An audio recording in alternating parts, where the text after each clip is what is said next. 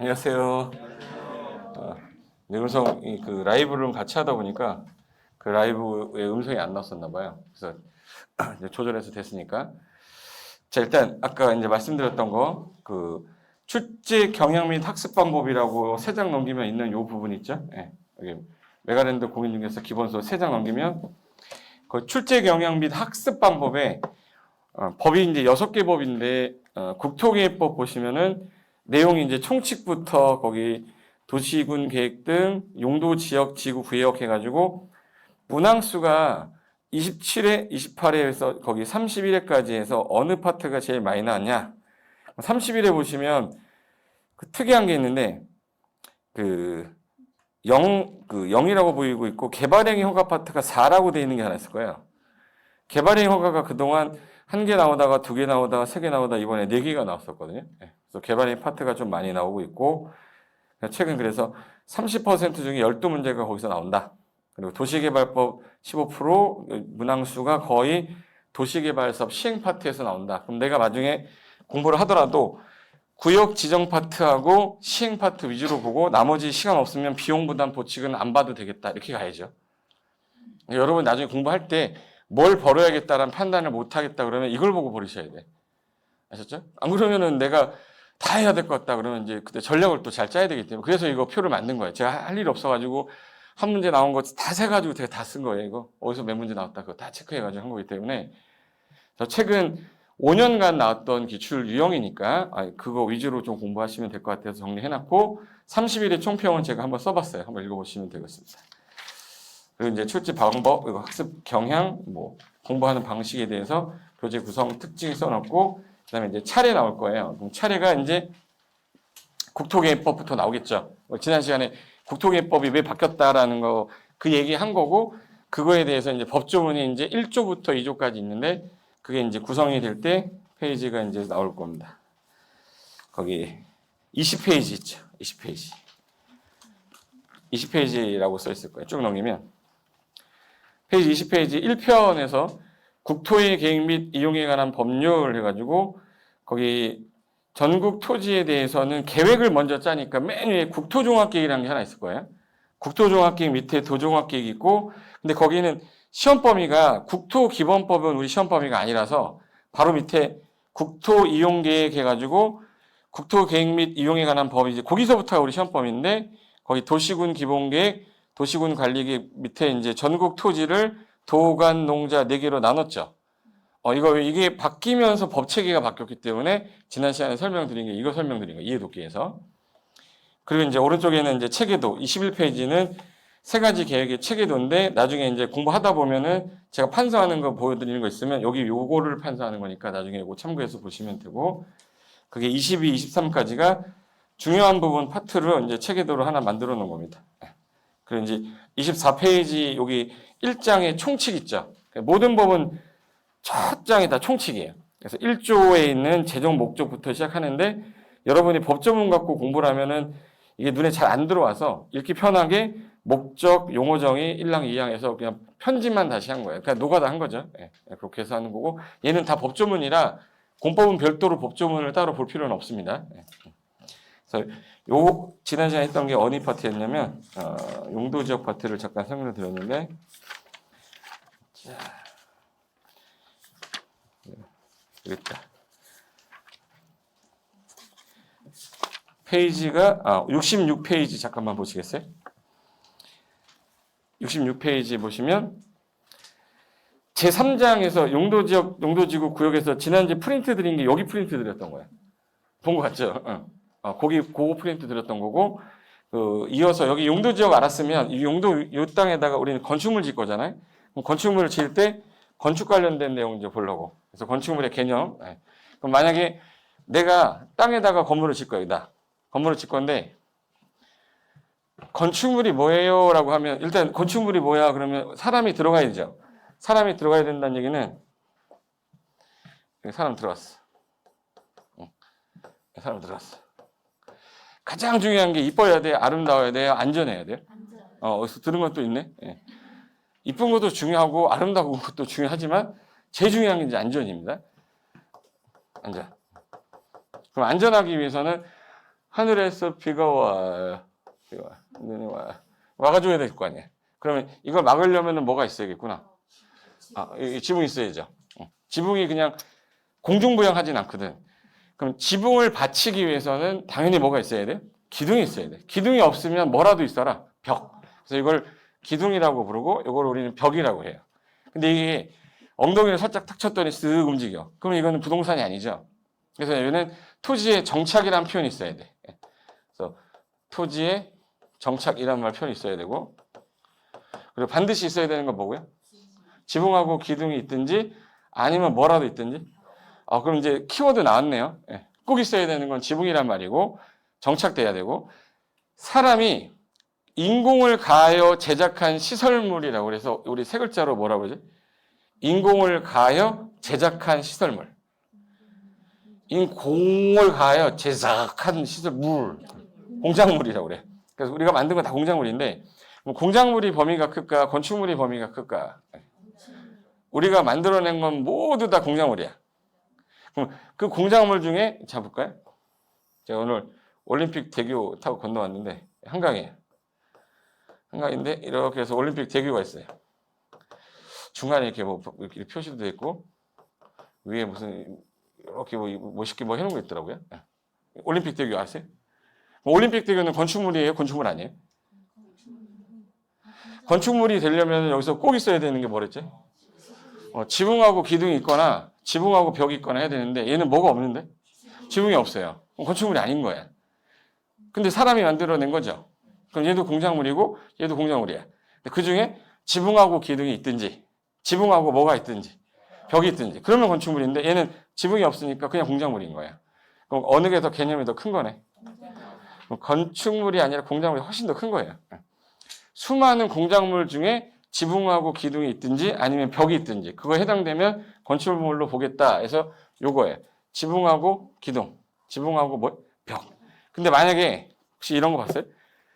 옛날에 기차인데 기차야. 근데 너무 오래돼서 못 써가지고 저기 뭐 춘천에다 갖다 놓고 거기서 커피숍 해요. 그런 거 본 적 있어요? 그리고 스낵바라고 해서 스낵바라고 그래가지고 차에서 막 이제 뭐 샌드위치 팔고 막 하는 거 있어. 근데 걔는 이동식이잖아요. 토지에 정착됐어요? 안 됐어요? 그럼 얘네들은 건축물이 아니다. 그러니까 여기서 중요한 단어가 토지에 정착돼야 되고 그 다음에 지붕하고 기둥이 있어야 되고 아니면 벽이라도 있어라. 그거에 딸려 있는 것도 포함하겠다 해서 건축물 저희가 나오는데 얘 보세요. 건축물입니까? 건축물 아닙니까? 라고 따지려면 일단 뭘 찾아야 돼? 지붕 있네. 지붕 있죠? 그 다음에 뭐 있네요? 기둥. 그럼 이건 뭐네? 건축물이죠. 네. 건축물이죠? 이거 건축물이 아니다라고 그러면 안 되는 거야, 이제. 얘도 지붕 있고, 뭐 기둥 있고, 벽 있고, 얘는 지붕 있는데 벽만 있네요. 기둥은 없어요. 그리고 얘는 지붕하고 벽만 있네, 얘도. 그럼 얘네들 다 뭐가 되는 거예요? 건축물이에요. 이게 건축물인데, 그럼 이 건축물을 짓고 이 사람들이 어떤 행위를 할 때 문제가 생겼어요. 안전해야 되는데 내 땅이니까 내 마음대로 짓겠다 이래버리면 나중에 저게 무너졌을 때 사람이 다치면 그 책임 네가 질 거냐. 그럼 우리는 공공이 대다수가 복되고 이롭기 위해서는 너가 갖고 있는 땅에 너 건물 질 때 네 마음대로 지으면 안 돼. 우리가 정해준 기준을 줄 테니까 이 기준에 맞게끔만 지어라 라고 규제를 할 필요가 생겼어요. 그래서 만든 게 건축법이에요. 근데 문제가 하나 더 생겼는데 자 여기 아까 뭐도 있고 지붕 그 다음에 뭐 있네? 기둥. 이거 없으면 뭐라도? 벽. 그럼 여기서 지붕과 기둥 또는 벽이라는 거는 반드시 있어야 되는 건 지붕과 뭐야? 기둥. 아니면 지붕하고? 그럼 이걸 지붕과 기둥과 벽이 있어라 이렇게 하면 안 되죠. 이거 시험 문제에 국어 문제가 나왔어. 국어 문제가. 제가 하는 말이 맞냐 틀리냐만 판단하시면 돼. 틀려도 상관없어요. 좀 쪽팔리면 되는 거야. 건축물이란 지붕과 기둥과 벽이 있는 것을 말한다. 틀린 거죠. 세 가지가 다 있으라고 한 게 아니기 때문에 이 정의상 틀린 거예요. 지붕과 기둥과 벽이 있으면 건축물에 해당한다. 지붕과 기둥과 벽이 있으면 건축물에 해당한다. 해당하죠. 해당한다고 그랬지 그게 건축물이다라는 정의는 아니잖아요. 그러면 토지에 정착하는데 지붕하고 기둥이 있으면 건축물에 해당한다. 맞죠? 지붕과 기둥이 있어야 건축물이다. 지붕과 기둥이 있어야 건축물이다라는 얘기는 정의를 얘기한 거잖아요. 그럼 벽이 있을 수도 있잖아요. 그게 이제 말을 어떻게 쓰냐에 따라 이게 헷갈려서 틀릴 수도 있어요. 그런 게 나와요? 나와요. 우리 시험 문제 지문 내가 얘기해 줄게.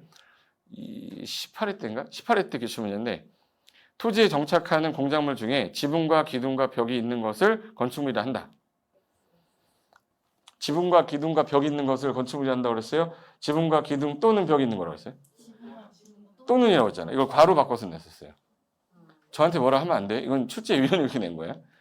그러니까 세 가지가 동시 충족이 아니라 반드시 있어야 되는 건 뭐예요? 지붕하고 기둥이 있든지 지붕하고 벽이 있으면 건축물이지 세 가지 조건을 다 갖추라는 건 아니다. 그리고 하나 더. 얘 옆에 이렇게 해가지고 담장을 쳤어요. 대문이나. 그럼 얘 만약에 이 건축물이 없다는 전제하에 딱 봤을 때는 뭐가 없네, 쟤는? 지붕이 없으니까 건축물이 아니잖아요. 그럼 얘는 건축법을 적용받을 일이 없는데 당연히 적용받을 일이 없는데 얘가 안전한데 아침에 일어나서 문 열려고 딱 했는데 무너져 죽었네? 그럼 이건 안전하지 않으면 안 되죠. 그럼 건축물에 부수돼서 딸려 있으면 얘는 대문이나 담장 같은 거는 뭘로 보겠다는 거예요? 건축물을 보겠다는 거예요. 그럼 만약에 논두렁에 담장만 쳐놨어요. 걔는 건축물이다, 건축물 아니다? 건축물이 아니에요. 건축물이 집이 있는데 담장을 쳐놨네? 그럼 걔는 뭐예요? 건축물이에요. 제 말 인지 되는 거죠. 그러니까 딸려 있는 것도 건축물을 보겠다. 근데 분명히 아까 토지에 어디 있어라고 그랬냐면 정착이라고 그랬죠. 근데 요즘에 시간이 지나면서 발전이 되니까 지하철이라는 게 생겼고 그리고 고가도로라는 것도 생기고 그러다 보니까 고가나 지하에 있는데 이게 용도가 사무소 또는 공연장, 점포, 차고, 창고에 해당이 되면 얘도 건축물을 보겠다는 특례를 둔 거예요. 무슨 특례냐? 봐요. 여기 내리자마자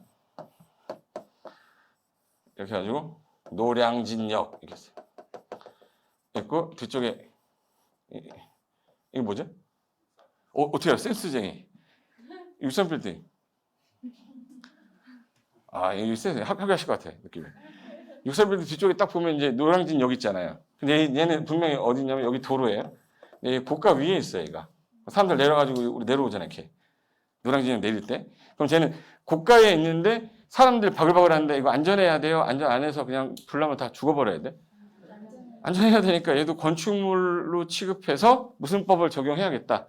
건축법 적용하겠다. 그래서 용도가 예를 들어 여기 점포가 있고 지하철 가면 지하에 지하 점포 있죠. 얘네들도 다 뭐로 보겠다는 거예요? 건축물로 보겠다는 거예요. 그래서 이 단어는 몇 번 읽어두셔야 돼요. 그래서 지하나 고가에 설치하는 한번 따라해. 사무소. 공연장. 지하구. 창피해요? 뭐 따라해. 사무소. 공연장. 지하구. 몇 번 듣다가 시험장 가서 보이면 돼요. 지문에 이렇게 나왔는데 지하에 설치하는 점포는 토지에 정착하지 않았기 때문에 건축물에 해당하지 않는다. 그게 답이었었어요, 시험에. 이거는 그냥 몇 번만 해두면 다 맞출 수 있는 건데 그 단어로 외우려고 할 필요 없고 그냥 머릿속에 이렇게 넣으세요. 공작물이 되게 많은데 토지에 정착해. 토지에 정착하는 수많은 공작물 중에 지붕과 기둥이 있으면 또는 벽이 있으면 건축물인데 딸린 것도 건축물이다. 다 지하나 고가에 있는 사무소, 공연장, 점포차고 창고도 다 뭘로 보겠대요?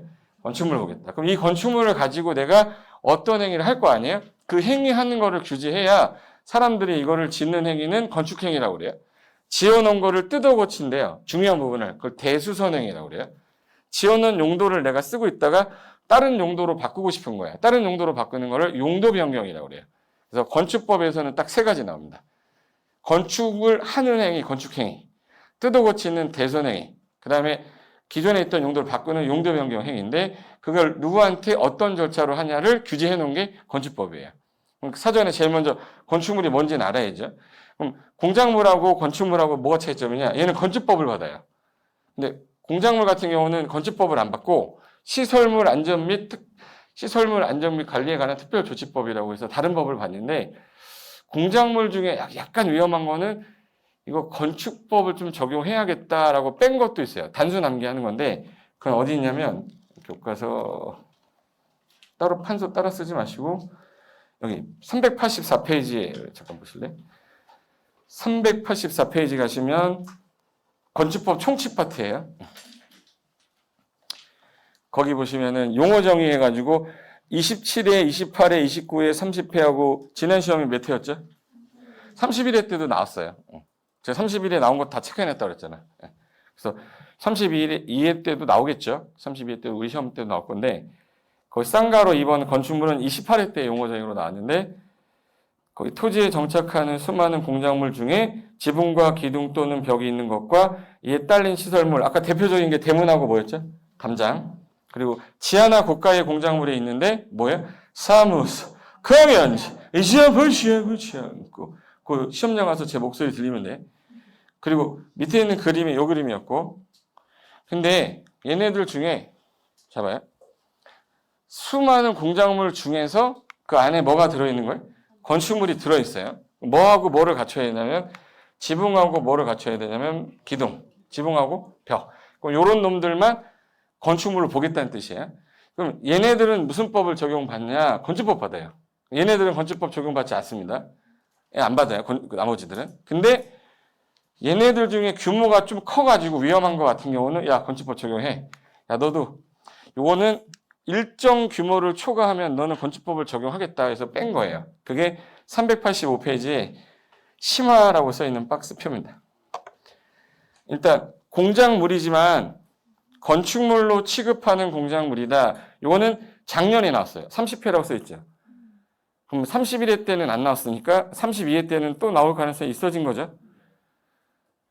그 옆에 회차를 쓴 이유는 작년에 나왔는데 되게 중요한 게 아니야. 그럼 그 다음에는 나올 가능성이 없어요. 근데 되게 중요한 건데 좀 몇 년 쉬었어. 그럼 가능성이 있으면 좀 봐줘야지. 이렇게 보는 거예요. 그래서 거기 공작물을 축조할 때에 특별자치도지사랑 특별자치시장이랑 시장군수구청장에게 거기 특특시군구라고 할게요. 너무 길어서. 특특시군구에게 신고를 하여야 하는 공작물은 다음과 같다. 거기 1번부터 11번까지 특징을 보시면 일정 규모를 넘는 이라고 되어 있을 겁니다. 그래서 2m를 넘는 옹벽 담장. 자, 옹벽하고 담장인데 몇 미터를 넘으면? 근데 제가 분명히 아까 건물에 딸려 있는 거면 건축물이니까 당연히 건축법을 받지만 건물이 없어. 그냥 옹벽만 줘놨어요. 근데 그게 1.5m다. 그럼 신고하라는 얘기예요? 그냥 하라는 얘기예요? 그냥 해도 돼. 몇 미터를 안 넘었으니까. 근데 내가 2.5m의 옹벽을 설치하겠다. 그러면 얘는 신고하라는 얘기예요. 그러면 2m를 외우면 끝나는 거죠. 단순 암기하는 거예요. 그래서 옹벽 담장은 몇 미터? 2m. 이걸 옹담이라고 그래요. 옹담이. 옹벽하고 담장은 몇 미터를 넘을 때? 그럼 2m를 여기 뭐라고 써있어요? 넘는이라고 돼 있어요. 근데 다 넘는인지만 확인할게요. 여기 봐봐요. 외울 때는 방식이 있을 거 아니에요. 넘는인데 얘만 뭐네? 그럼 이하는 뭐냐 봤더니 주차장이야. 그럼 주차장만 이하고 나머지는 다 넘는이죠. 그럼 현관편을 주차장 이하 해놓고 숫자 24688 30 끝 이렇게 해놔야 돼요. 이 표 한 페이지 다 외우려면 1년 걸려요. 1년 걸리는데 제가 5분 안에 끝낼 거니까 5분 안에 끝내고 버리자고. 해볼게요. 1번에 높이 2m를 넘는 옹벽 담장, 2번에 높이 4m를 넘는 광고판, 광고탑, 뭐 그 밖에 유사한 것에서 그 밑에 사진 보시면 광고탑이라고 그래서 위에 이제 광고판에서 자동차 매장이랑 뭐 광고판 떼기 하나 보이시죠? 요게 우리 학원 위에도 올라가면 광고판 있잖아요. 그게 지붕이 없어요. 밑에서 보시면 지붕 없고 옆에 이렇게 판때기만 돼 있어요. 그럼 얘는 지붕이 없으니까 뭐예요? 공작물이잖아. 근데 우리나라는 층의 구분이 안 되면 4m를 1층으로 봅니다. 몇 m를? 근데 얘가 4m가 넘으면 한 층이 늘어난 거나 마찬가지로 보기 때문에 야, 너 4m 넘으면 신고해야겠다. 그럼 2m짜리는 광고판은 신고한다, 안 한다? 안 해요. 3m짜리 안 해요. 4m짜리 안 해요. 4.1m짜리는 해야 돼요. 넘으니까. 넘는이란 말은 초과를 말하는 거죠. 앞에 숫자를 포함하지 않고 큰 거를 넘는 초과라고 해요. 그래서 우리가 광고 보통 볼까? 요 높이 있죠. 아까 옹벽 담장은 몇 미터? 그냥 옹벽 담장 그냥 2m만 기억하면 돼요. 그냥 옹담이 하면 돼. 따라 옹담이. 깊은 산속 옹담이. 옹벽 담장 나오면 2m만 기억하면 돼요. 네. 근데 이 광고판 떼기 요거 보시면 요건 몇 미터 넘을 때? 4m. 광고는 왜 하는 거예요? 물건 사라고 하는 거잖아. 그러니까 광고 뭐 하라고? 사라고. 광고 뭐 하라고? 사라고. 광고 뭐 하라고? 사라고. 광고 뭐 하라고? 사라고. 광고판 나오면 그냥 4m 기억하면 돼요. 근데 3번하고 4번하고 5번하고 3번부터 한번 볼까? 그 높이를 5m를 넘는 신에너지 재생 개발 이용 보급 촉진법에 따른 태양 에너지 이용 발전 설비. 이게 태양 발전 설비라고 해서 한참 그 시골 같은 데 가면 산에다가 이렇게 해서 판때기 해놓고 이렇게 세워놓는 거 있죠. 태양 전지 낮에 한참 저장했다가 이거 한전에다 팔아먹는 거예요. 한국전력에다가 팔아서 매달 한 200만 원씩 받는 그런 사업하는 게 태양 에너지 발전이거든요. 그런 거 하려면 몇 미터 넘을 때 신고하세요? 5m. 그래서 태양 에너지 나오면 5m만 기억하시면 돼. 태양의 후예라고 그러잖아. 여기는 태양의 어예라고 그래. 따라봐. 태양의 어예. 안 할 거야? 이게 비협조적으로 나오세요, 진짜. 태양 에너지 발전 몇 미터? 5m. 그리고 이제 4번, 5번, 6번은 묶으세요. 이 4, 5, 6은요. 공통점이 다 6m를 넘는인데 하나는 굴뚝, 장식탑, 기념탑, 그 밖에 이와 비슷한 것으로 골프 연습장의 운동시설의 철탑, 주거 상업지역의 통신용 철탑. 얘네의 공통점이 전부 다 뾰족한 겁니다. 보시면 여기 우리 골프장에 그 철탑 있죠. 골프 연습장. 이게 통신용 철탑이에요. 보통 이게 새로운 기능을 내가 알았어요. 이렇게 누르면 칠판이 내려왔다가 없어졌다. 좋지 않아요? 물론 뾰족한 거. 뾰족한 게 뾰족이란 말이 뭐냐면 이 굴뚝이 지붕이 있어요? 굴뚝 지붕이 없어요? 굴뚝 지붕이 있으면 이제 좀 있다가 컬럭컬럭하다 죽어요. 이거 굴뚝 먹히면 지붕이 없어야 되잖아. 지붕이 없으니까 연기가 나갈 거 아니야. 몇 미터예요? 몇 미터예요? 몇 미터? 기억해도 몇 미터예요? 6m. 골프 연습장 가면 철탑 이렇게 해가지고 이렇게 해놨어. 아까 이렇게 뾰족하게 이렇게 해놓은 거 있죠? 이 철탑의 높이가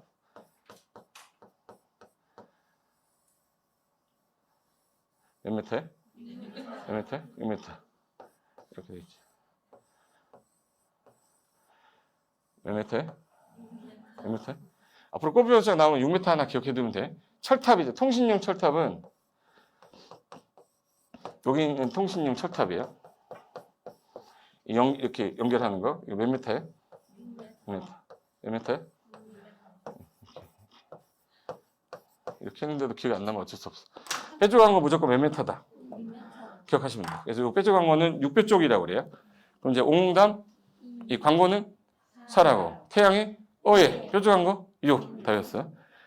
근데 거기 7번하고 8번, 7번하고 그 조심할 게 9번이 8m로 돼 있거든요. 7번하고 9번이. 7번 보시면 8m를 넘는 고가 수조라고 돼 있고 9번은 8m 이하의 기기식 주차 현관펜 할게요. 8m 이하에다가 현관펜 하시고 주차장 동그라미 하세요. 다 넘는 이었는데 한 놈만 이하죠. 그게 이제 고가 수조는 물탱크 말하는 건데 그 물탱크가 그 옥상에 올라가 있는데 그게 8m를 넘으면 신고를 해야 되는데 혹시 그 물탱크 되게 작은 게 아니라 되게 큰 거 말하는 겁니다. 영화 보다 보면 그 여자애들 거기서 막 서서 막 석영 보고 막 이러고 하는데 물탱크 올라가서 드라마 이런 거 보면 스릴러 가면 거기 물탱크에 애기 막 죽어 있고 막 나중에 찾고 거기서 울고 불고 하고 하는데 대화가 안 됐는데 물탱크가 그런 물탱크예요. 큰 물탱크. 그 몇 미터 넘을 때 8m. 그리고 8m 이하에 이게 철골 조르식 주차장인데 차 집어넣으면 올라가는 거 있죠 이렇게. 여기 8m 이하면은 신고를 하는데 8m 넘으면 요거는 주차정법 가요. 그러니까 8m 이하까지만 신고한다. 얘만. 8m 뭐 이하. 그다음에 이제 8번 지문이 바닥 면적 30제곱미터를 넘는 지하 대피호라고 되어 있는데 30제곱미터가 뭐냐면 한 9평 정도 되는데 지하 벙커 같은 거예요. 연평도 포격 사건이 있을 때 사람들이 전부 다 지하로 내려 숨었거든요. 대피호로. 거기에 너무 크면 신고해야 되기 때문에 다 작게 해놨어요. 다 얼마 이하로 해놨냐? 30 이하로 해놨어요. 30을 넘으면 뭐 하라고 돼 있어서? 신고하라고 돼 있어서. 그래서 지하 대피호는 얼마다? 30. 그리고 이제 10번하고 11번은 시험에 잘 안 내는 이유가 조례가 정하는 건 못 내거든요. 그래서 조례가 정하는 제조 저장 시설, 그리고 이제 심대한 영향을 주는 중량물로 조례가 정하는 거. 그럼 결론은 얘는 문제로 시험에 나오면 뭐만 알면 되냐면 일단 옹벽 담장은 몇 메다? 광고는 하라고. 태양에. 예. 뾰족한 거. 그럼 이거 8m가 조심하시면 돼.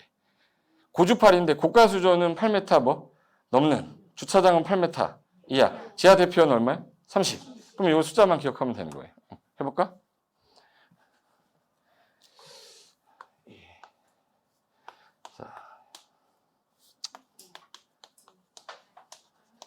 옹벽 담장은? 광고는? 뾰족한 거는? 헷갈리게 하려고 했더니 바로 넘어가잖아. 뾰족한 거는? 6m. 태양 에너지 발전. 고주팔인데 고가수조는 8m 넘는인데 주차장 8m 이하. 30제곱미터를 넘는 치아 대표예요. 그럼 이제 문제 풀어볼게요. 이제 풀어볼까? 이게 우리 학원 보이죠? 우리 학원이에요. 위에 옛날 이기잼이었다가 얼마 전에 이걸로 했다가 다시 바뀌었죠? 보이세요? 사고 싶어요? 안 사고 싶어? 재수 없어요? 사라고. 그래서 옹벽 담장 몇 메타요? 6m. 뾰족한 거는? 뾰족한 거 6m. 광고는? 사라고. 고주팔인데 주차장만 8m 이하야. 문제가 어떤 유형으로 나오냐면 얘가 몇 회 문제냐면 30회 77번 문제로 나왔는데 단수 문제인데 만약에 이걸 외운 사람은 되게 쉬운 거고 못 외운 사람은 돌아버리는 거예요. 건축법령상 대지를 조성하기 위해 건축물과 분리하여 공작물을 축조하려는 경우에 특특 시군구에게 신고하여야 하는 공작물이다. 해당하지 않는 것은 지금 신고하는 거 4개, 안 하는 거 하나래요. 그럼 안 하는 거 찾으라는 얘기죠. 그럼 좀 전에 일정 기준 넘으면 신고인데 한 놈이 안 넘나 봐. 그거 찾는 거예요. 봐요. 상업지역에 설치하는 높이가 8m의 통신용 철탑 뼈쪽이죠. 뼈쪽이면 6m 넘었나? 그럼 넘었으니까 신고해야죠. 그럼 신고하는 공작물이 해당하지 않는 것 찾는 거니까 얘는 답이 아닌 거지. 그럼 이제 2번 옹담 2m 넘었네. 신고해야지. 안 하는 거 아니죠? 굴뚝은 뾰족한 거니까 6뼈 쪽이니까 몇 미터? 넘었으니까 신고해야지.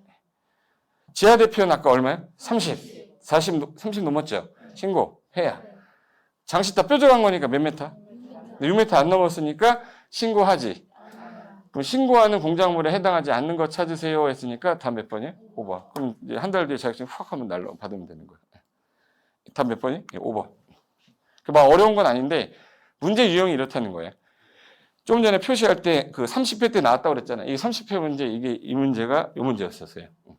또 나오게 되면 뭐 이거 외에는 더 어렵게 나오지 않아요. 외운 사람 풀고 못 외운 사람 못 푸는 겁니다. 그럼 이제 한 장만 넘겨보세요. 앞으로 용어 정의 어떤 거 배울 건지 보여드릴게요. 자, 이제 건축물은 이제 용어 정의 했으니까 이제부터 제가 어떤 거 할 거냐면 이 땅이 지금 현재 100평인데 이 100평 땅에 건축물을 지을 건데 지금 방금 전에 말한 건축물을 지을 건데 용도가 29개가 있어요. 건축물의 용도가 29개가 있는데 모든 용도가 한 개 땅에 다 되는 게 아니에요. 그걸 행위 제한이라고 하는 거를 할 건데 그 용도 한번 봐볼게요. 386에 넘기면 맨 위에 3번. 건축물의 용도 해가지고 건축물의 종류를 유사한 구조, 이용 목적, 형태별로 묶어 분류하는 것을 말한다. 말뜻이 조금 어렵긴 한데 이렇게 생각하시면 돼요. 혹시 제가 하는 말을 들어봤는지 안 들어봤는지 간만 잡아보세요. 단독주택이라는 게 있어요. 다중주택 있어요. 다가구주택 있어요. 공간 있어요. 아파트 있어요. 연립주택 있어요. 다세대주택 있어요. 그리고 기숙사 있어. 지금 제가 8개의 주택을 얘기했거든요. 다 들어본 거죠. 근데 얘네들의 성격이 어떤 놈들은 두 가지 성격 중에 가장 큰 게 한 사람이 다 소유하고 있는 게 있고 어떤 놈은 여러 사람이 들어가서 개별적으로 구분해서 소유권을 가지고 있는 게 있어요. 그 약간 용도가 다르죠. 그럼 이제 한 사람이 소유권을 갖고 있는 용도를 우리는 단독주택이라 하고 여러 사람이 소유권을 한 개 건물인데 구분해서 갖고 있는 거를 공동주택이라 하자. 건축법에서 그렇게 했어요. 그러면 한번 해볼까? 순수 단독주택은 무슨 주택에 해당하는 거네? 단독. 아파트는 공동 이렇게 분류를 했어요. 다세대 주택은 공동주택인데 다가구 주택은 단독주택이야. 혼자 다 갖고 있잖아. 다 갖고. 단독주택이야. 근데 다중주택도 한 사람의 소유권에 원룸처럼 월세 내는 집이거든요. 그것도 단독주택입니다. 그리고 공간 같은 경우는 청와대 같은 거. 그것도 단독주택으로 봐요. 근데 연립주택은 공동주택. 그럼 이제 예를 들어서 다가구 주택이라는 거는 건물의 종류를 말하는 거고요. 다가구 주택은 용도가 뭐야 그러면 단독주택이라 해야 돼요. 용도가 단독주택인 거야. 그래서 법에 1번부터 29번까지 용도를 다 나열을 했어요. 1번부터 29번까지 용도를 나열해 놓고 얘랑 유사한 거는 얘다 해서 용도 비슷한 것끼리 묶어 분류한 거야. 그래서 단독, 다중, 다가구 공간을 단독주택, 아파트 연립 다세대 기숙사를 공동주택. 이게 용도예요. 이게 20몇 개가 있다고? 9개가 있어요. 그 9개를 내가 갖고 있는 땅에 다 질 수 있냐? 그게 아니야. 그 용도가 되게 복잡한데, 뒤로 좀 넘기면,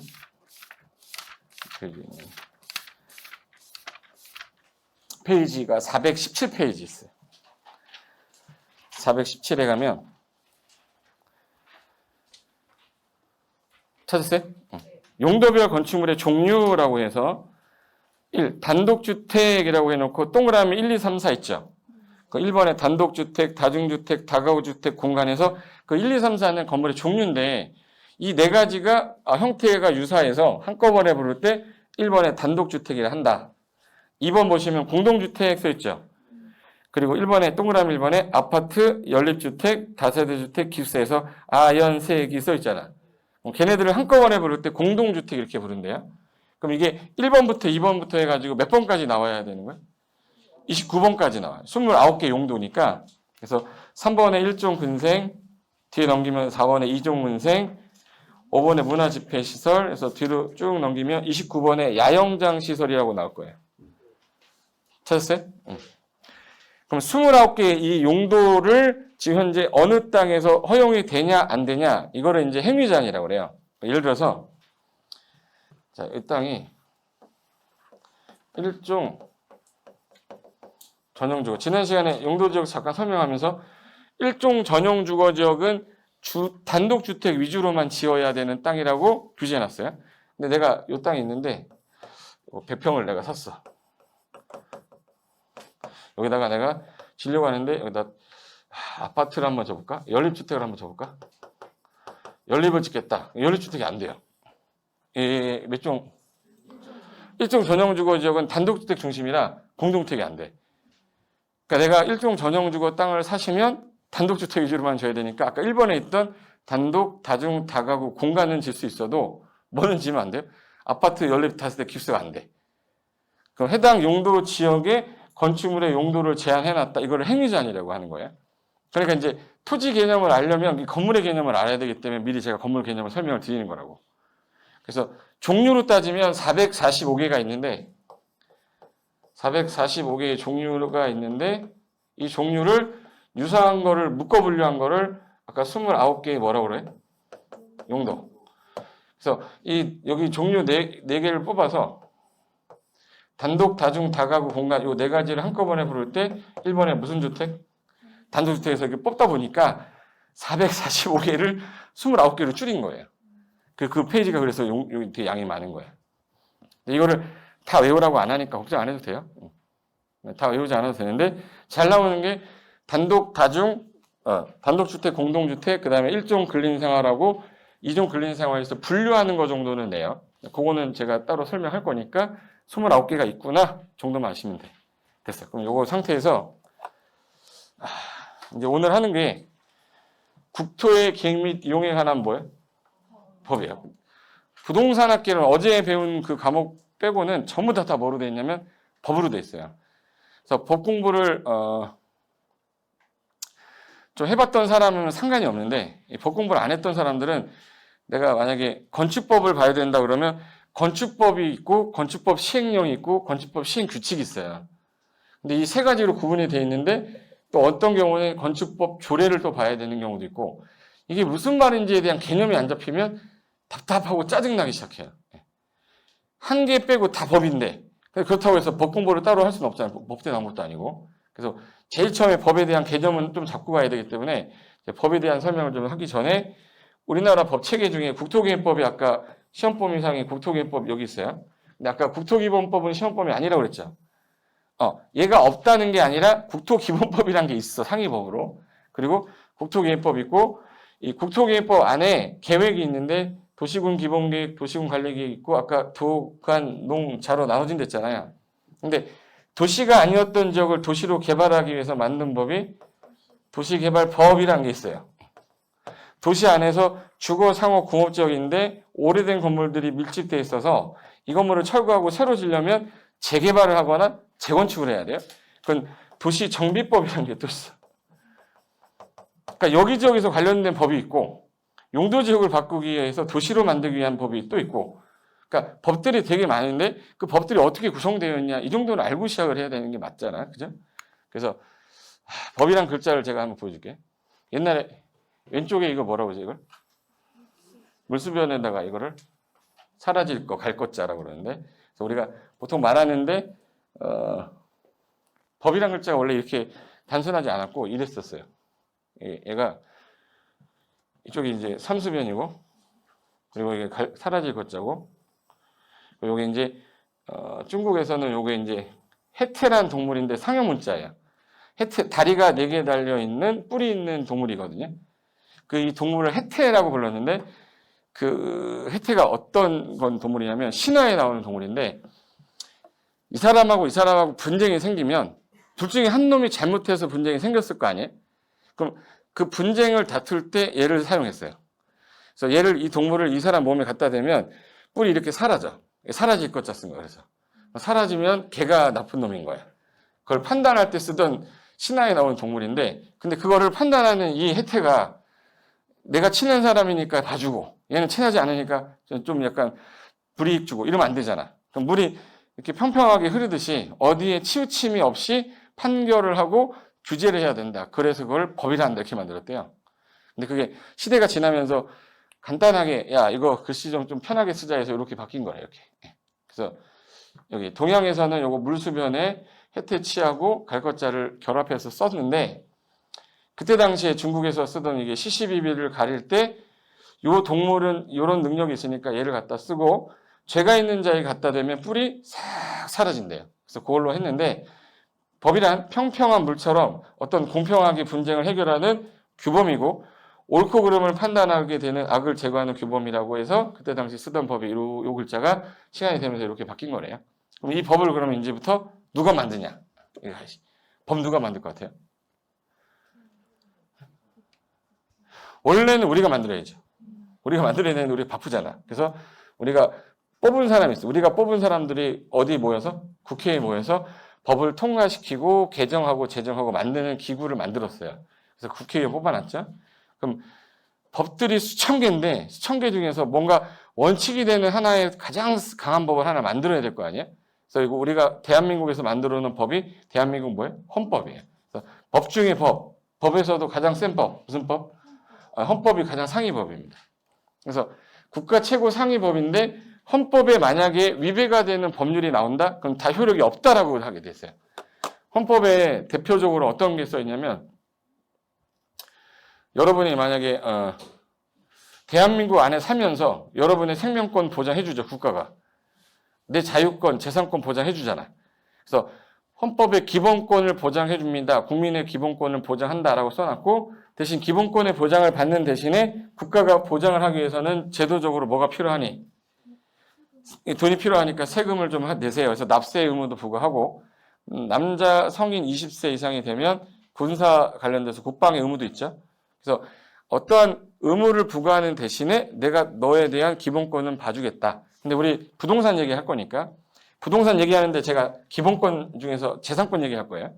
재산권에 23조에 있어. 여기 헌법 23조에 23조에 재산권 보장해놓고 모든 국민의 재산권은 보장된다 이렇게 써 있어요.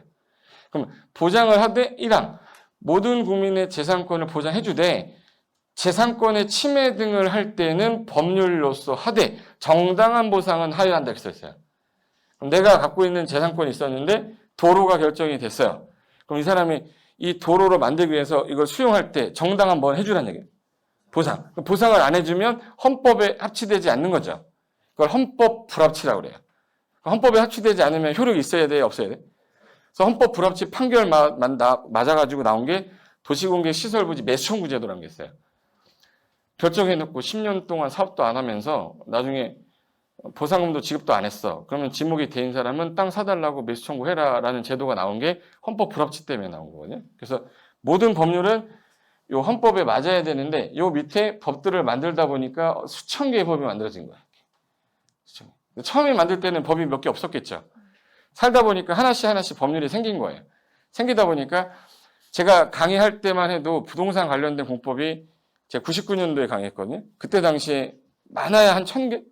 지금 1300, 1400개 정도예요. 20년이나 시간이 흘렀더니 1300개, 그러니까 300에서 400개가 늘어났다는 얘기예요. 살다 보니 그럼 법이 생성되는 게 법이 발전하기 제일 잘 발전한 나라는 어떤 나라가 제일 발전을 잘해? 사기꾼이 많은 나라. 얘가 사기치니까 규제할 게 없으니까 얘 잡으려고 법 만든 거거든요. 그래서 우리나라가 회계가 되게 발전된 나라예요. 회계법이. 전 세계에서 가장 많이 발달했을걸요. 세금 안 내려고 별짓 다 하니까 또 받고 하잖아. 증여로 할랬더니 증여 관한 규정 또 바꾸고. 집 주체 사니까 세금, 야, 안 되겠다. 주체하면 세금 개정해서 중과세 때려. 맨날 바꾸잖아요. 뭔가를 피하려는 거야.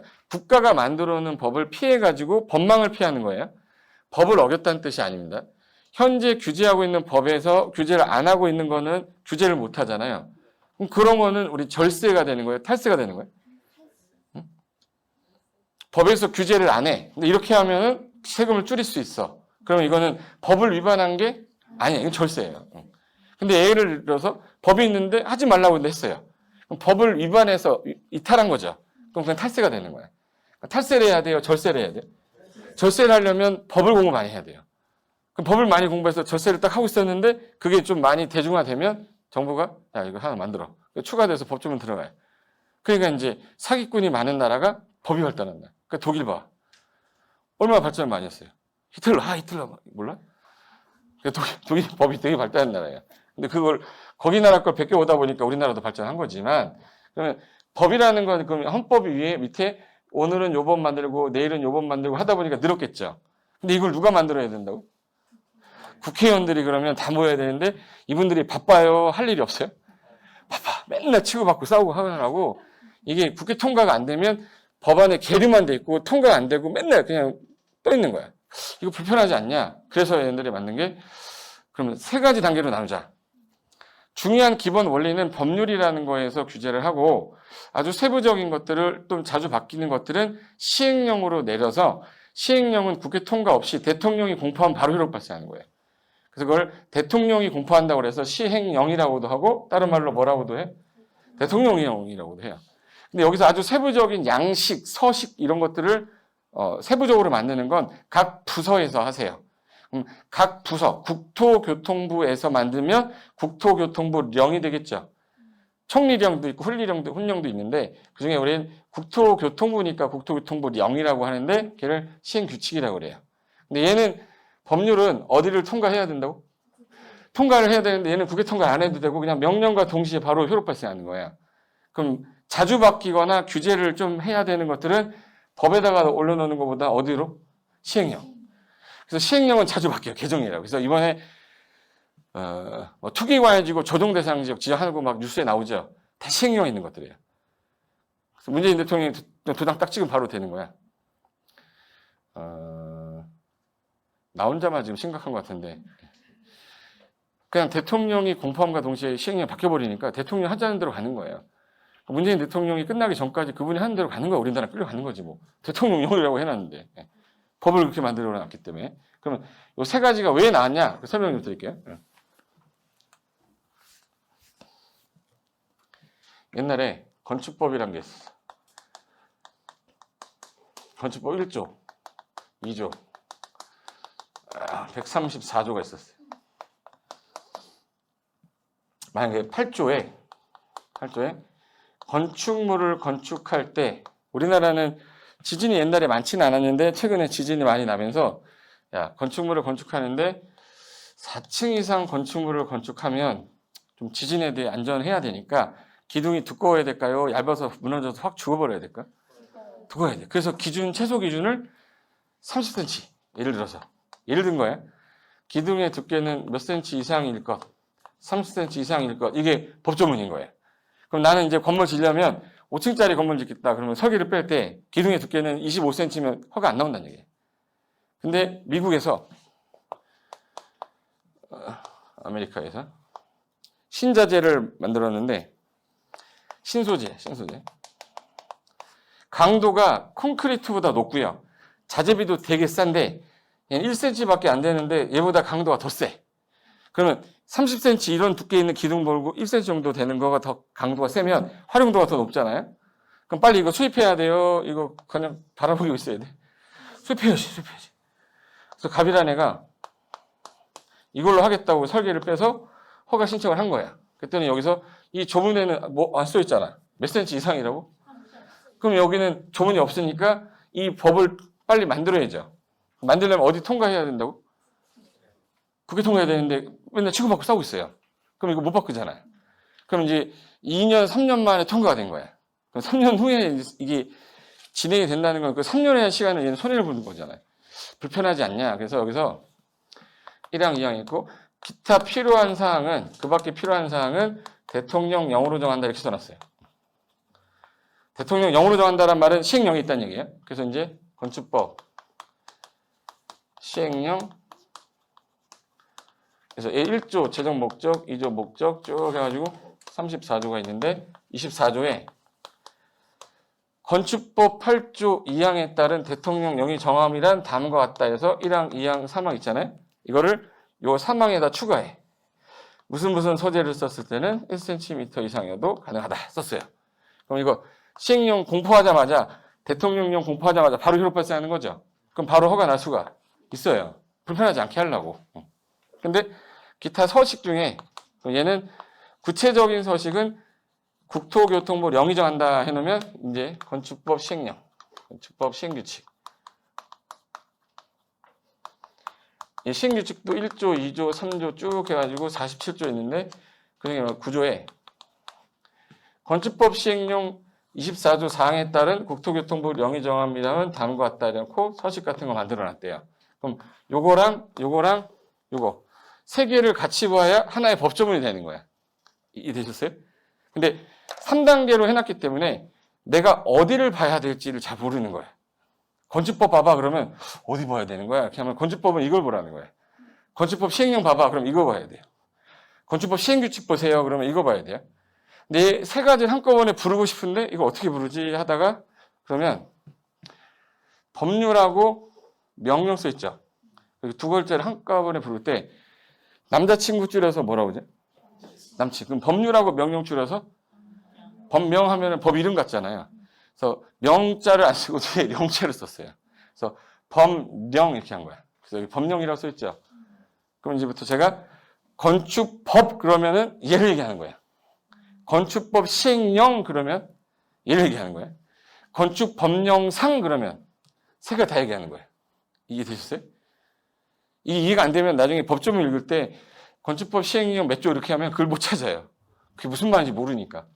그래서 건축법 시행령, 건축법 시행규칙 한꺼번에 부를 때는 법령이라 부른다 이렇게 하는 거예요. 그래서 이걸 만들어 놨는데 여기 밑에 또 뭐 하나 있네. 저희가 뭐냐면 서울에 건축 지을 때랑 혹시 울산, 포항 하면 연관 검색어 뭐 뜨죠? 맨날 뜨는 거. 옛날에는 경주 찍으면은 불국사 나왔거든요. 울산을 딱 치면은 뭐 포항 치면 물회 뭐 이런 거 나오고 그랬는데 연관 검색어가 지진 나와요. 지진이 많이 나는 곳이라서.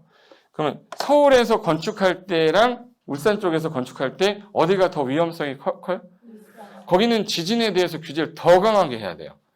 서울보다는. 그럼 규제를 더 강하게 하려면 지자체 니네가 법을 만들 때 니네가 법을 하나 더 추가로 규제를 해라. 자치적으로 법을 만들어라. 그걸 자치법률이라고 그래요. 그래서 국회에서는 국회의원이 법을 만들고 지방자치단체에서는 지방의원이 법을 만들어요. 그러니까 지방의원 우리가 서울시장 뽑을 때 서울시 의원 뽑죠. 강동구청장 뽑을 때 강동구 의원 뽑잖아요. 그 의원들이 모여서 만드는 법률이 자치법률인데 그 법률을 조례라고 해요. 그래서 시도에서 만들면 시도조례, 시군구에서 만들면 시군구조례라고 하는데 여기까지 봐야 완전한 법조문이 되는 거예요. 그럼 건축법, 건축법 시행령, 건축법 시행규칙, 건축조례 이렇게 돼 있어요. 근데 우리 시험에서 서울시 조례로 내야 돼요? 울산 조례로 내야 돼? 이기적인 분들이야. 울산 분들 어떻게 공부하라고? 울산 분들 서울시 조례 공부해야 되잖아. 울산 거로 내면 서울 사람들 울산 공부해야 되죠.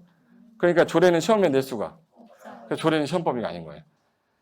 그러니까 우리가 건축법을 공부하는 데 있어서 어디까지만 시험법이냐? 법률, 시행령, 시행규칙까지예요. 근데 요게 몇 개냐? 봐봐요. 법이 몇 개죠? 6개야. 근데 법이 6개에다가 시행령 6개에다가 시행규칙 6개예요. 그럼 6, 3, 18, 18개 법을 공부해야 돼. 그러니까 책이 이렇게 안 듣고 올 수가 없지. 근데 그 중에서도 이건 좀 아주 세부적이다. 양식 서식이다. 아까 어디에 있다고 그랬죠? 얘까지 시험 문제를 내면 다 틀려요. 거의 다. 그래서 40문제 중에 시행규칙은 안 나온 해도 있고요. 나온 해가 한 번 나온 해도 있고 2문제 나온 해가 있었어요. 작년에 30일에는 2문제가 나왔는데 시행규칙에서 마치란 얘기예요? 마치지 말란 얘기예요? 그건 출제위원도 문제 못 풀어요. 클리어코치는 또 문제 내요. 왜 그렇게 냈어? 난이도 조절하려고요? 그럼 할 말이 없네? 이렇게 되는 거지. 그래서 시험에서는 규칙까지는 공부 안 하셔도 돼. 그래서 이 책에서 제가 규칙은 다 뺐어요. 그러니까 법하고 시행령 위주로 만들어놨고 진짜 봐야 될 것 같은 규칙은 개발법 몇 개, 정비법 몇 개에다가 규칙 조금 넣어놨어요. 그 외에는 규칙 없습니다. 그래서 시험 공부할 때 누구는 공부 안 해도 돼요? 시행 규칙까지는 안 하셔도 돼. 그러니까 얘는 X. 됐어. 그리고 이게 이제 문서로 돼 있어. 몇 조 몇 항에 문서로 돼 있죠. 근데 제가 강남 갈 때는 차를 안 가지고 갈 때가 많거든요. 강남 학원 갈 때는 차를 놓고 전철을 타는데 강남강의 갈 때는 제가 한 번도 지하철에서 앉아서 가본 적이 없어요. 20년 동안 한 번도 저는 지하철 앉아본 적 없거든요. 앉아본 적 있어요? 있어? 제가 타는 시간은 항상 10,000원이라서 그런지 좀 앉아본 적이 없거든요. 설마 또 있었는데 앉았다. 그러면 문이 열리면 일어나야 돼? 계속 앉아 있어야 돼? 75세 정도 돼 보이신 어르신이 딱 탔어요. 그럼 일어나야 돼요? 눈 감아야 돼 일단? 일어나야죠. 눈 뜨고 일어나서 앉으세요. 양보해야 돼? 양보 안 해야 돼요? 해야 된다라고 어디 써 있어요? 안 써 있어요. 근데 어르신을 공경하라고 우린 배워왔고 그래서 한 번도 앉아본 적도 없고 어차피 일어났고 그냥 서 있었던 거지. 그잖아요. 일어나야 되는데. 근데 이거를 사회적으로 우리가 알고 있는 인식인데 법처럼 느껴지는 거를 관습법이라고 그래요. 그러니까 쉽게 말해서 내가 이거 옳지 못한 건데 그럼 나는 내가 배워왔던 사회적 인식이었던 거야. 근데 그거를 관습처럼 익숙해져 있는 법을 관습법이라고 그래요. 그럼 얘는 법조문이 있어요? 없어요? 없죠. 그러니까 불문법에 들어있어요. 얘는 성문법이지. 그리고 그 민사관계에 있어서 이 사람하고 이 사람이 이런 문제가 발생했을 때 국가가 규제하는 법률을 우리 보통 이제 민법에서 어떤 판례 민사 관계된 법률을 규제하다가 그동안 일어나지 않았던 새로운 생판 처음 일어나는 일이에요. 그런 것들은 기존에 있던 조문이라든지 어떤 사례에 비추어 봐서 판사가 이렇게 하겠다라고 때려요. 그걸 판례라고 하는데 그거는 현재 일어난 게 없었으니까 법조문이 없겠죠. 그러니까 이런 것들은 성문화되어 있지 않아요. 그래서 불문법이라고 그래요. 그래서 이거 판례 같은 경우도 불문법입니다. 그럼 여기 시험에 내는 거는 일반적으로 봤을 때 우리는 어디서만 내냐면 여기서만 내요. 우리 시험은. 근데 판례도 내면 좋은데 공법 판례 내면 여러분 10년 공부하셔야 됩니다. 너무 많은 판례가 나오기 때문에. 그래서 공법에서는 판례 문제는 안 내지만 민법은 거의 판례 위주로 내지. 그러니까 민법은 판례 공부를 하셔야 되는 거고 공법은 전문 공부하셔야 되는 거예요. 그중에서 누구는 공부를 안 해도 된다고 할까요? 그럼 이제 법하고 시행령 중에서 앞으로 이제 어느 게 개정이 좀 많이 되겠네라는 느낌 오세요? 얘가 좀 개정이 많이 되겠죠. 그래서 중간에 제가 지금 책 냈잖아요, 이거. 1월달 되면 이제 제가 스트레스를 받기 시작한 이유가 12월 말에 마지막 국회 통과하면서 바뀌는 것들이 되게 많아요. 그럼 이제 또 개정되는 부분이 있을 수 있죠. 그럼 이제 1월 1일부터 3일까지 저는 단도 못 가요. 이거 수정하려고. 개정된 거 나오면 몇 줄, 몇째 줄이 뭐 바뀌었다, 뭐 계속 만들어서 표로 프린트해서 드릴 거예요. 드리면 어떤 분이 이래. 아이씨, 책 좀 똑바로 쓰지 막 이래요. 가슴 아파 죽겠는 거야. 나는 똑바로 썼는데 법이 바뀌었는데 내가 어떻게 하라고. 법이 바뀌어서 내용이 바뀐 거니까 이 부분 보세요. 근데 시험에서는 얘가 바뀔 때보다 얘가 바뀔 때가 되게 잘 나와요. 중간에 법이 바뀌는 건 국회 의사결정을 거쳐서 바뀐 거잖아. 그러니까 법이 바뀐 거는 제가 별표해서 요거 꼭 보세요라고 별표시 해주는 거 있으면 그건 꼭 보시고 안 봐도 돼요. 그럼 제가 보지 말으세요. 그럼 안 보셔도 돼. 그럼 선생님이 알아서 해야지 어떻게. 그래서 요거는 두 가지가 이렇게 돼 있다. 그리고 조례는 시험에 나온다 안 나온다? 안 나와요. 요거까지만 보시면 돼. 그럼 이제 아까 얘기 드렸던 거 건축법 시행령을 다른 말로 시행규칙을 다른 말로 국토교통부 0이라고 그래요. 얘도 1조부터 쭉 있고 얘도 1조부터 쭉 있는 게 법이에요. 다 법인데 아까 용어 정의할 때 건축물이란 여기 중간에 점 있죠. 점이 뭐냐면 토지에 정착하는 수많은 공작물 중에 지붕과 기둥 또는 벽 또는 그에 부수되는 시설물을 말하며 지하 또는 고가에 설치하는 사무소, 공연장, 정보차고, 창고 여기 말하는 거야. 를 말한 그 밖의 것을 말하되 대통령령이 정한 것으로 말한다 이렇게 써 있죠. 그럼 대통령령은 얘잖아. 그럼 요 조문 갔더니 여기 써 있는 거예요. 그럼 여기 있는 거를 갖다가 놔야 한 개 조문이 돼요. 그리고 기타 등은 국토교통부 0으로 정한다 그러면 여기 국토교통부 0이 있어. 그럼 여기 있는 거 갖다가 여기다 놔야 돼요. 그래서 하나의 조문이 되는 거야. 근데 이 책은 여러분이 그 작업을 하려면 힘드니까 제가 컨트롤 C에서 컨트롤 V 해놓고 밑에다가 읽을 수 있게 편하게 만들어 놓은 게 교재예요. 그 정도는 해줘야 되는 거 아니에요? 그러니까 개나 소나 다 책을 만들 수 있어. 이 노가다만 하면 돼요. 근데 중간에 한번 바뀌면 내가 만들어 놓고 개정된 부분을 또 찾아내야 되잖아. 일일이 찾는 그게 이제 힘든 거지. 그래서 이 교과서는 처음부터 이렇게 돼 있고 웬만하면 시행 규칙은 중요하지 않은 부분을 뺐다. 이렇게만 보시면 돼요. 이제 복공부할 때 이렇게 하면 되겠다. 법조문으로 볼게요. 자, 민법하고 학개론하고 공법하고 법 조문은 양으로 제가 비교 한번 해본 건데 민법은 한 1000개 정도 조문으로 돼 있어요. 얘는 조문이 아닌데 조문화 시키면 한 500개 조문 정도로 약간 대략적 절반 정도 되니까 공법은 한 1000개, 중개사법은 얼마야? 150. 공시세법도 해서 500개예요. 이거 더하면 몇 개죠? 650개야. 얘 다 더해도 얘보다 적어요. 누가 제일 많아요? 공법이 제일 많잖아. 그래서 제가 시행규칙 있는 부분을 날릴 거예요. 줄여가지고 날려서 이 범위에서 40문제를 내야 돼. 얘 여기서 40문제 내야 돼. 그럼 문항수를 공부하더라도 내가 공부한 파트가 이 파트였어. 그럼 생판 모르는 파트 나왔다. 그럼 이거 틀리는 거야, 이거. 그러니까 공법은 고득점이 나올 수가 없어요. 만약에 공법을 시험 봤는데 90점을 넘었다. 그건 인간이 아니에요. 한 4, 5년을 하셔야 점수 그 정도 나오고 틀리려고 한 것까지 맞춰버린 거잖아요. 잘 찍은 거고. 그래서 우리가 맞출 수 있는 범위 내에서 한 50점에서 60점 사이 정도를 목표로 갈 수밖에 없는 게 내가 할 수 있는 범위의 한계가 있잖아요.